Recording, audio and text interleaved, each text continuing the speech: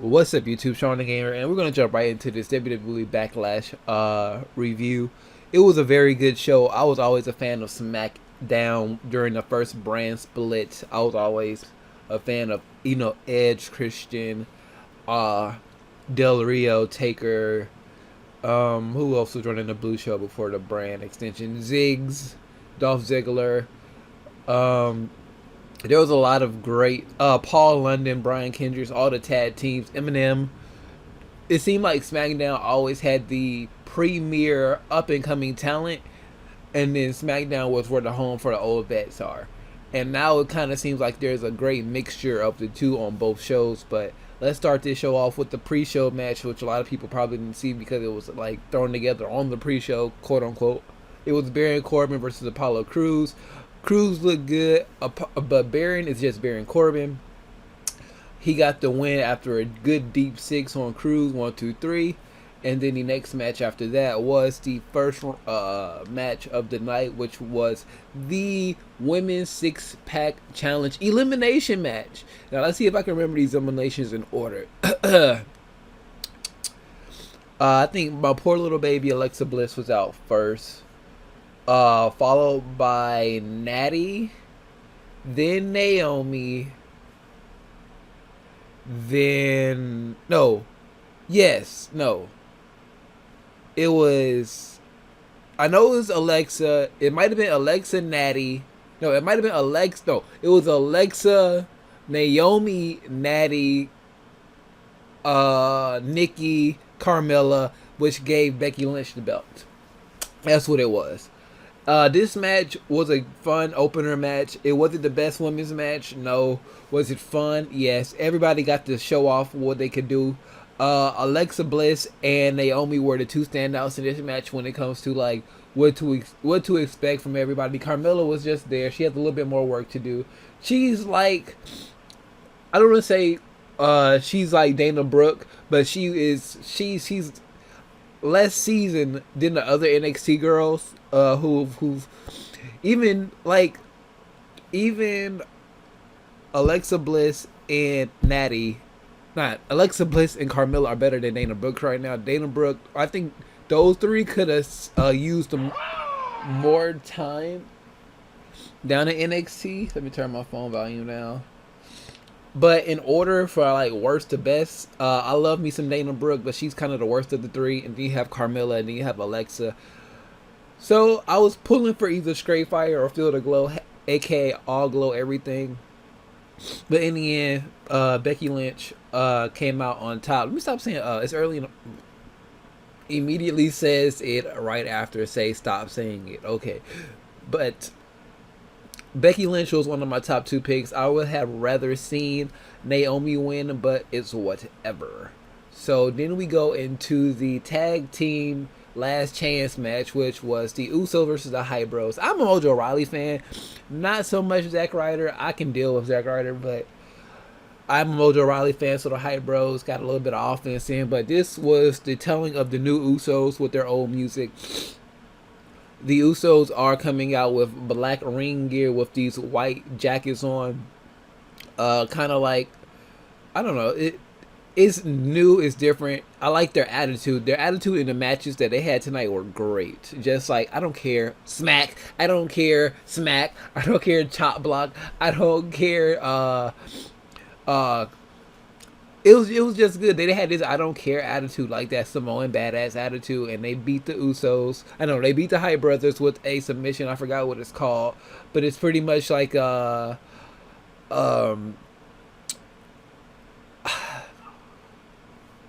it's kind of like a I don't want to. It's too early in the morning to be trying to call moves, but it was a submission. Wrapped up the arm and the leg, make them tap. So that match was that. And then we went into the, I want to say the IC match. I think there was the backstage segment with Bray Wyatt jumping Orton from behind. Then we went into the IC match with Dolph Ziggler and The Miz. And, everybody wants to be a Miz fan now. Oh, welcome to the bandwagon. I am your conductor. You know what I'm saying?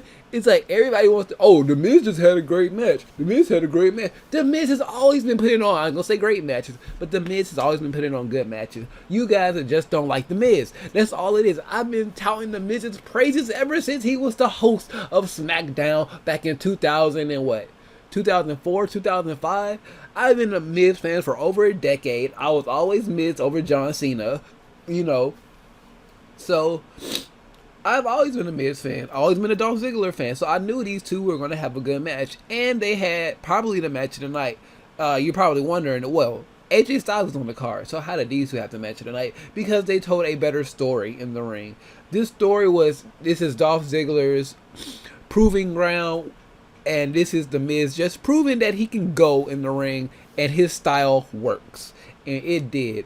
And the Miz also showed signs of his old trainee Daniel Bryan. You remember that? You remember that from the old NXT? You know what I'm saying? So he hit the running drop kicks to the corner like Daniel does. He did the surfboard submission. Just a few things that Daniel Bryan normally does. Right when it looked like Dolph Ziggler was about to get the win, her Intercontinental Championship was on the line. She was like, Miz, you effing up, Miz. So she sprayed the substance into Dolph's eye when he was hung up on the ropes, into a skull crusher finale, and the Miz never-ending Intercontinental World Tour has continued. And from that, we move on to the Bray Wyatt Orton match, which was really Bray Wyatt Kane, no hold bars. This match was fun, but Kane won. Randy Orton got involved, hit RKO, which led Kane to get a choke slam for the win. Which Bray Wyatt did some crazy stuff in this match, and I'm just tired of Bray losing. That's all it is. I'm a disgruntled Bray fan, and you know how we are. We just want Bray to win a good match. That's all it is. So once Orton, Bray actually have their match, please let Bray go over. He needs it. Bray for world champion still. He just has everything. He has the complete package. He just needs the wins to go along with the character. Then we move on to the finals of the tag team tournament. The legend, Heath Slater. I promise to God, Heath Slater is a freaking legend. He's gaining experience. He's not quite hit that mark yet, but he's about to hit that level up to become a god. Heath Slater all night was running promos before the match. Like he cut a promo. He cut a promo with Renee Young, and this whole thing with Heath is like so funny. I think they're slowly evolving his character from the hottest free agent to he doesn't know when the segment ends. Like, he walked off camera, like he was like, Renee, I am hyped for this match. We're gonna win. Everything is on the line. Rhino's just standing there. This is how I say certain tag teams should have been booked for a long time. Enzo and Cass. With any tag team that has a big guy, little guy combination, you let the big guy be the enforcer, and you let the little guy get his ass kicked, get some good offense in, and you let the more powerful man come in and clean up work. So it's like it's Heath Slater and Rhino, but it's really just Rhino and Heath Slater's just there. So I love it. I love it so much. I love Heath Slater. I'm glad he beat the Usos. He and Rhino, the Man Beasts, are the new WWE SmackDown Tag Team Champions. I love the way those belts look. It's just something about that. I swear I turned my phone down. I swear I did. So anyways, we move on to the main event of the evening now, which was shockingly at 10 something. It was like 10:10 when the main event rolled around, or like 10:05. I'm like, wait, we have enough time for this to go an hour classic or 2 out of 3 falls. But no, promo packages, intros, stare downs, and AJ just owning Dean Ambrose throughout the whole match. Of course, Dean Ambrose got some offense in, but it's Dean Ambrose. It's just something about Dean Ambrose. When he's cutting a promo or he's being like serious, like, okay, let me get in the promo mode, Dean Ambrose, I can dig it. SmackDown over the past couple of weeks, he's been giving some good promos. It's really been trying to get me into this match, but not really. It's all AJ. I just want to see AJ win the belt in this match. There was, I don't want to say missed spots. It was just sloppy, especially coming off Cena Styles and then Cena Reigns. You get Cena Dean, and it just doesn't live up to the hype of a AJ Styles match. When you've seen AJ versus Jericho, even a couple of weeks ago, you had AJ versus Dolph, AJ versus Cena, like I said, AJ versus Reigns, AJ, like I said, all these matches AJ's had since his debut, and then this is the match that we get for him to win the title. It was it's AJ. AJ does the same. I don't want to say he does the same thing, but he's been owning these WWE boys for the longest. I call them WWE boys because they got there before AJ, so he's showing them how it works. And I love how AJ just does like wrestling moves and then just makes you feel stupid because you're doing sports entertainment moves. And I love it. It's like, we can do this all day. I can do this all day. You can't beat me. I will out wrestle you all day. I love it. I just love the AJ Styles' character.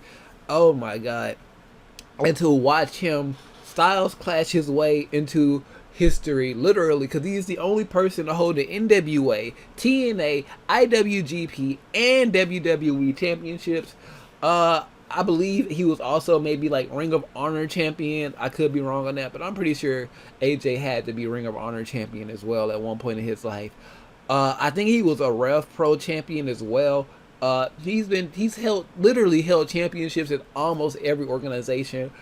Of course, except Lucha Underground and maybe CMLL.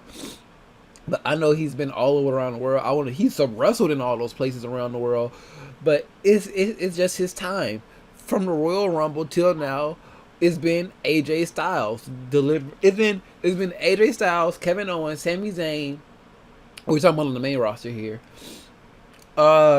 Jericho, Dolph, Roman, and Dean has been up there, but I'm just talking about when they're on screen, they're going to give you a good, and the Miz. Like every time the Miz has, like recently, the Miz over the past couple of months, year maybe, ever since he won the title from ever since his reign started and he's been on screen, he's been on point.